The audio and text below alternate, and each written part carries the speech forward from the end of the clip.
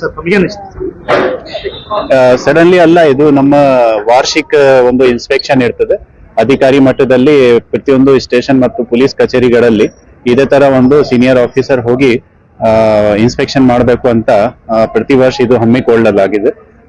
ಇದೇ ಪ್ರಕಾರ ಇದೇ ಕ್ರಮದಲ್ಲಿ ಇದು ಗೋಕಾಕ್ ಟೌನ್ ಸ್ಟೇಷನ್ ನನ್ನ ಇನ್ಸ್ಪೆಕ್ಷನ್ ಇತ್ತು ಮತ್ತು ಸಿಬ್ಬಂದಿಯೊಂದಿಗೆ ಮಾತಾಡಾಯಿತು. ಅದರಲ್ಲಿ ಯಾವ ತರ ಕಂಪ್ಲೇಂಟ್ ಗೆ ವ್ಯವಹಾರ ಮಾಡಬೇಕು, ಸೌಜನ್ಯತೆಯಿಂದ ಇರಬೇಕು ಮತ್ತು ಕಂಪ್ಲೇಂಟ್ ಅನ್ನು ಬಗೆಹರಿಸಬೇಕು, ಅದರ ಬಗ್ಗೆ ಸೂಕ್ತ ಸೂಚನೆಗಳನ್ನು ನೀಡಿದ್ದೇನೆ. ಅದಕ್ಕೂ ಎಲ್ಲ ಸಿಬ್ಬಂದಿಗಳು ಸಹ ಸ್ಪಂದಿಸಿದ್ದಾರೆ. ಸರ್, ಇವಾಗ ಗೋಕಾಕ್ ನಗರ ದಿನದಿನಕ್ಕೆ ಬೆಳೀತಾ ಇದೆ ಸರ್. ಇಲ್ಲಿ ಟ್ರಾಫಿಕ್ ಪೊಲೀಸ್ ಕೂಡ ಒಂದು ಅವಶ್ಯಕತೆ ಇದೆ ಸರ್. ಡೆಫಿನೆಟ್ಲಿ ಇದರಲ್ಲಿ SP ಅವರಿಗೆ ಗಮನಕ್ಕೆ ಈ ಸಹ ಮಾತು ಇದೆ.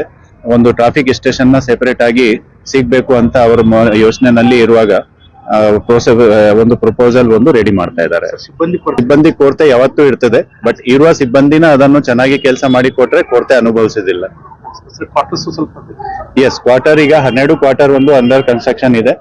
ಇನ್ನೂ ಸ್ವಲ್ಪ ಬೇಡಿಕೆ ಜಾಸ್ತಿ ಇರುವುದರಿಂದ ಆ ಬೇಡಿಕೆ ಪ್ರಕಾರನ ಜಾಸ್ತಿ ಕ್ವಾರ್ಟರ್ ಸ್ಯಾಂಕ್ಷನ್ ಮಾಡ್ಲಿಕ್ಕೆ ನಾವು ಪ್ರಸ್ತಾವನೆ ಸಲ್ಲಿಸಿದ್ದೀವಿ. ಇನ್ನು ಬರುವ ಕೆಲವು ದಿನಗಳ ದೊಡ್ಡ ಜಾತ್ರೆ ನಡೀತಾ ಇದೆ ಸರ್.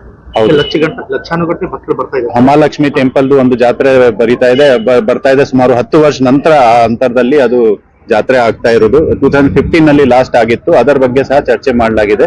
ಸೂಕ್ತ ಬಂದೋಬಸ್ತ್ ಮಾಡ್ಲಿಕ್ಕೆ ನಿರ್ದೇಶನ ಕೊಡಲಾಗಿದೆ. ಈಗಿನ ಸಿಬ್ಬಂದಿನ ಸೂಪರ್ ಇಟ್ರೆ ಒಳ್ಳೇದಾಗುತ್ತೆ ಅಂದ್ರೆ ಅವ್ರು ಯಾವ ರೀತಿ ಕಂಟ್ರೋಲ್ ಮಾಡ್ಬೇಕಂತ ಒಂದು ಐಡಿಯಾ ಇರುತ್ತೆ ಸರ್. ಈಗ ಇರುವ ಸಿಬ್ಬಂದಿ ಆಲ್ಮೋಸ್ಟ್ 3-4 ವರ್ಷ ಎಕ್ಸ್ಪೀರಿಯನ್ಸ್ ಇರೋರು ಇದ್ದಾರೆ. ಅವರೇ ಕಂಟಿನ್ಯೂ ಇರ್ತಾರೆ. Thank you.